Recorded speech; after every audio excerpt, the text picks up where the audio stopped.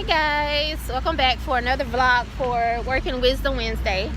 I am just leaving the bank, have to make some deposits and all that kind of stuff. And of course it's raining on a very important day, but we're gonna push forward regardless. I'm excited because I have something very important that I'm doing today. Oh my gosh. But anyway, I wanted to talk to y'all about something very important. So give me a second. Okay, I'm back. I hate when men are like, oh, damn, or whatever, like, while you're walking and stuff. Dude, I know you used to be vlogging. Like, and you can keep that to yourself. Like, if you think a woman's attractive, or a man, keep it to yourself. I don't need it. I'm good. I got somebody to tell me that. I'm good. Thank you. But anyway, y'all, I have learned a very valuable lesson over the years. And when it comes to finances and just advancing in your career financially. We put a lot of emphasis on getting these credentials and these licenses and the education and all that stuff, but what most professors or no one really in school teaches us or talks to us about is the importance of knowing your value when it comes to the experience or the education, the credentials, the stuff that you're acquiring over this time. How to calculate what you're worth and what to, how to value yourself when it comes to negotiating your salaries or your rate of pay if you're a contractor, you're freelance or whatever. We don't get a lot of information on that. You really have to kind of learn trial and error. And the important thing and the sad part about it is that basically whatever your starting salary is sets the precedent for 10, 15, 20 years from now. Because it's kind of like, people will look that if you look at some of the questions on the applications, right? When they ask you about your previous position, they also ask you what was your rate of pay. So for example, let's say I think when I first started working, one of my first job. Well, my first job was my first official job because I was modeling. But my first official job was working at Belk, and I was actually a seasonal associate. So it was only going to be for about 3 months anyway. So I already knew that. But the salary at that point, I think it was $7.25 for just regular. I think that's minimum wage. But because it was seasonal, it was $7.50. So okay.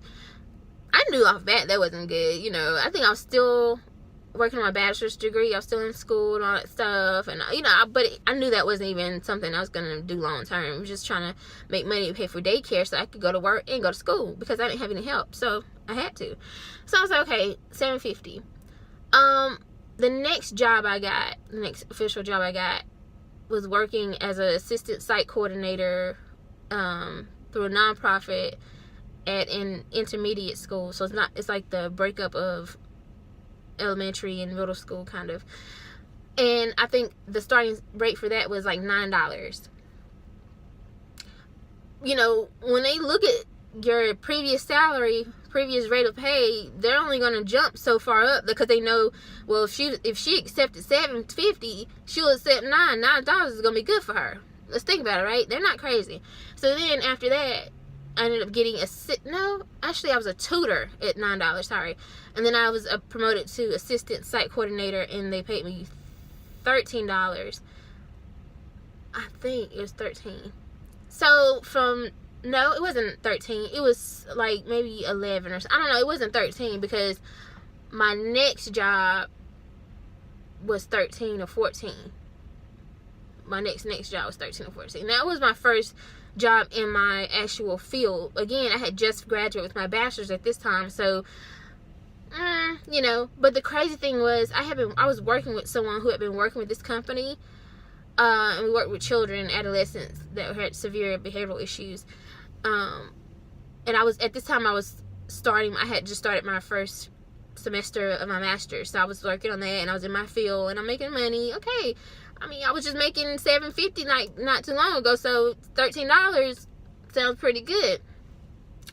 But when I realized that the person I was working alongside of me that was training me, who had been there for about, I don't know how long, at least 5 years, maybe 10, I don't know. He had been there a long time.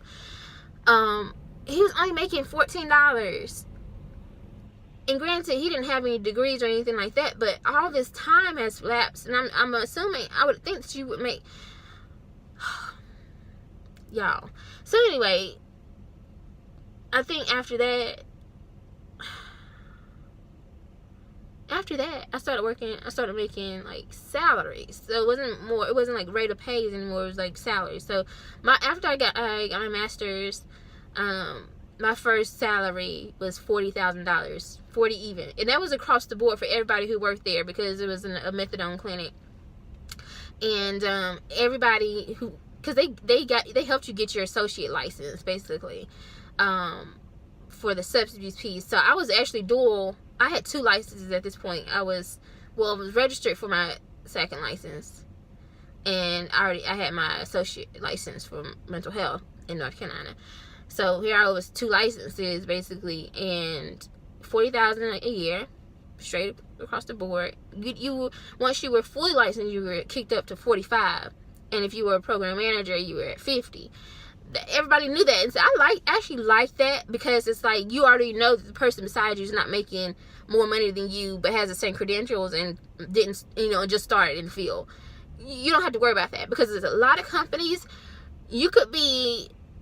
It's just horrible how it's set up. And I know people pay for value, so you never know what the other person is bringing in that may not be textbook or whatever. It could be something else that makes them valuable, that the company is willing to pay them for. So I get it. I'm no shade, no hate, but if you think about that, sometimes it really it makes you wonder, like, how much are you getting paid?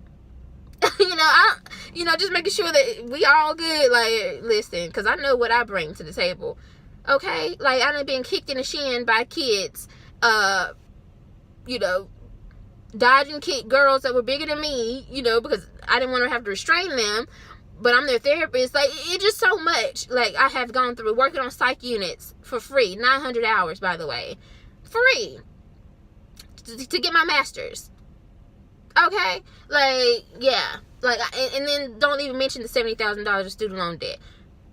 I need you to pay me, because I put in the work, and my baby's got to eat. So, I have to take on that mentality, attitude, because if I don't, I am such a, what Oprah calls, the disease to please. And I'm glad she titled it and put a name to it, because I could not. I mean, I understand from a psychological perspective, I teach this stuff, but I guess just a real world business, how does the dysfunction of enmeshed dysfunctional family systems, how does that show up in your life?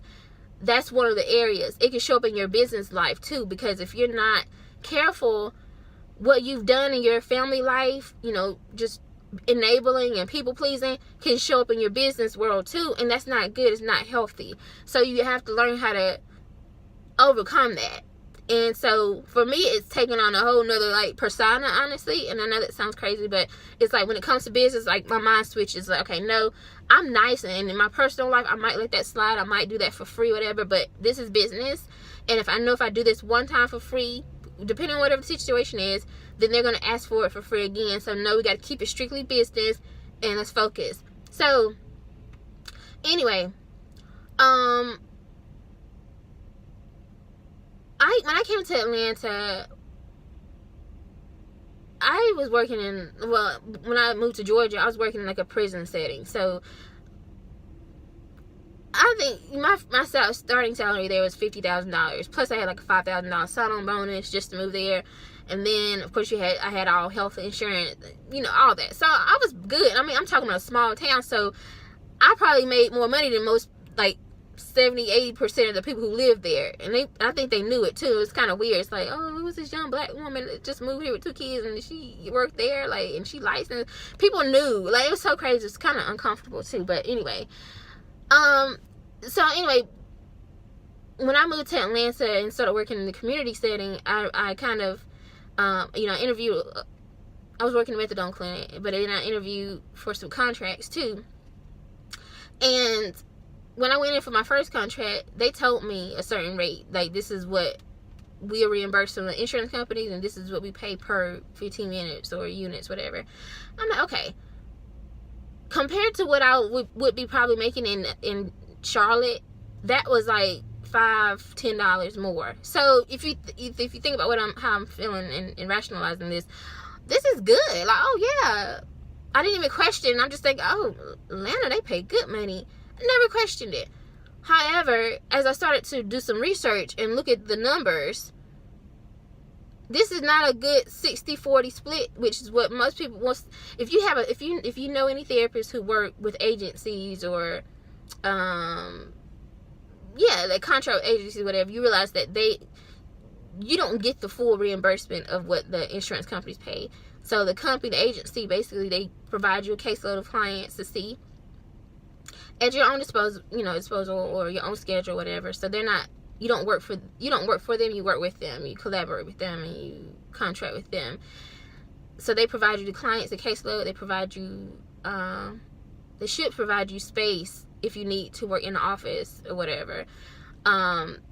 They should provide you with, like, being able to use, like, make copies and stuff like that. That's what they should be doing. So, and then they authorize, they manage the authorization so that you don't have to worry about, like, getting more units so that the client can be seen and you can be reimbursed. So they should manage all of that, and that's where the 60, I don't know if, I'm trying to figure out. Yeah, that's where the 40-60 split comes from. So that's how they earn their part of it, if that makes sense. What I realized, like, in Atlanta, I could never show up to these offices and be just fine. Like, literally, we communicate via email. I give you an update. I might show up to a couple of meetings once a month, or a couple times a month, just so I can see the other people who work with this client or whatever, give an update, stuff like that. Pick up paper checks if needed, if that's the case. Sign some documents if I need to, whatever. Update credentials, whatever, stuff like that. But honestly, as long as I have a home office, I'm good. We're good, like, literally. So with that being said, we need a real clear 60-40 split, because it really should be 50-50. And especially when it's like that, when you really work from your own home and you don't really need to be using their stuff, they don't really provide you with much. But like I said, the authorizations and all that, it really should be 50-50. But it is what it is. That's kind of how the field is. So whatever. I'm not interested in running no agency, so I don't even question that. So I don't care nothing about that. As long as my rate is, like, reasonable for me, and I know it's like, okay, I can work with this. This is good. I'm good. But when I realized that everyone around me, because I didn't know, and when I go to another agency, I'm basing, whenever I'm asked what my rate is and what I'm requesting, I give you the same number of what I'm getting at the other agency, not knowing that the other agency has lowballed me, because I don't know. Like, I'm just basing off of what you're telling me, and like I said, it's before I did my real research. So again, here's my mistake, and I want you guys to learn from it. Every time you move to a new state, look at the provider manual. Look at the going rate. Talk to other therapists that are in your area of specialty and see what their rate is. They'll tell you. We don't really hide stuff like that from each other. Ask. Then you go in and you negotiate. But see, I didn't have anybody to ask, because this is my first contract, so I really didn't know. And everybody else that I knew worked at the methadone clinic, and they were already, they don't play. Across the board, methadone clinics don't pay much money. And like I said, I'll go into depth with all this kind of stuff in my mental health video, which I can never get to for some reason. But anyway, I was not talking. I was like, oh my god, I'm about to be late. I'm about to wrap this up real quick. It's getting kind of long too. But anyway, so again, like I said, they asked me, like, what's your rate? And I was like, I told them the same number. But then I did my research and I found out that, like, I'm like probably the least paid person there, with my specialty. And I'm actually getting paid less than a person that's actually doesn't even have a credential yet. You got to be, excuse me, in the words of Zoe, what's his name? Zoe? Damn, Zoe. Something like that, Zoe. I know you fucking lying. Like, and I got to say it just like that. I'm sorry if it's profanity. Excuse me. But, like, I know you fucking lying. Like, I know you fucking lying. Because at the end of the day, To me, as another person, another like business owner, just a moral, ethical person, if I knew, like if I was interviewing somebody, and I know it's all about business and businesses try to save as much money as they can, but if I know you lowballing yourself and you could be asking for at least $5-10 more, I'm like, sis, because I had somebody do that for me one time when I worked in Charlotte. When I worked for one other agency, it was like a $1 million agency though, and they were up there. When I interviewed and I gave a number, the lady looked at me. She didn't look like me either, by the way. So I think that makes a difference too. And I'm not being funny. I'm just gonna be real, and that's sad because it's like some people who aren't even part of your culture will look out for you more than other, and that's really sad. That really hurts me to even have to say that, but it's true, unfortunately. But she looked at me. She was like, "Go up, and I was like, "Wow." She just looked, and she didn't have to tell me that. She did not have to say that. She was like, go up, like you can get more than that. And I'm like, wow. And that leads me to my point. If I had not even went up on that number, I wouldn't have even gotten the 50 when I moved to Bexley, because that was a negotiating factor. Again, they look at your previous number.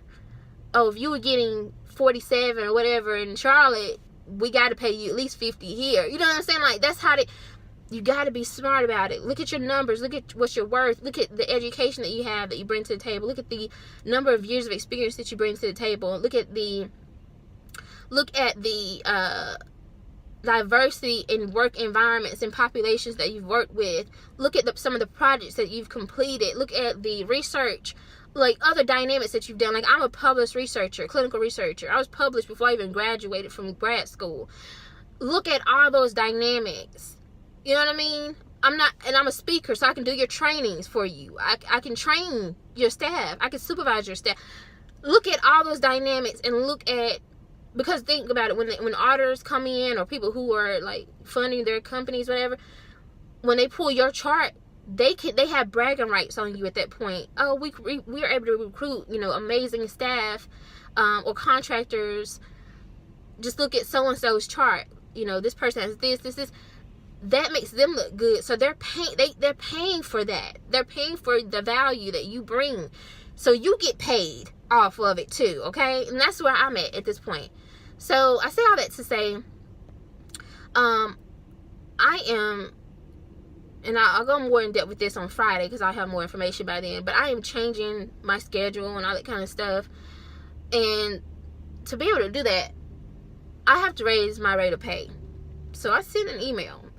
Because I'm like, no, it's time to do something different. I can't have this information at this point now. I cannot go on and pretend like I don't know this. Like, I can't. So I'm like, okay, effective today, I need this. I raised it to a point where there's some negotiation room in it, put it that way. So we're good. So today I should get a response, and I'll let you guys know. And I'm gonna save like these last 2 minutes just to let you guys, and I'll add it, my response. Once I get it, I'll add it before I upload it and let you know what this looks like and where I'll be going from here. And I'm not afraid. That's why I have multiple contracts. Like, if this don't go well, then I'm a fully credentialed person out here, and I literally could start my own private practice if I wanted to. I just don't want that. That's not really what I'm passionate. I don't want to be an agency owner. No, I'm good. There's so many other things that I'm working on. So, but this is part of what I love to do. So I'm continuing to do it for now. But while I'm still doing it, I need to get paid what I'm worth. You getting your part.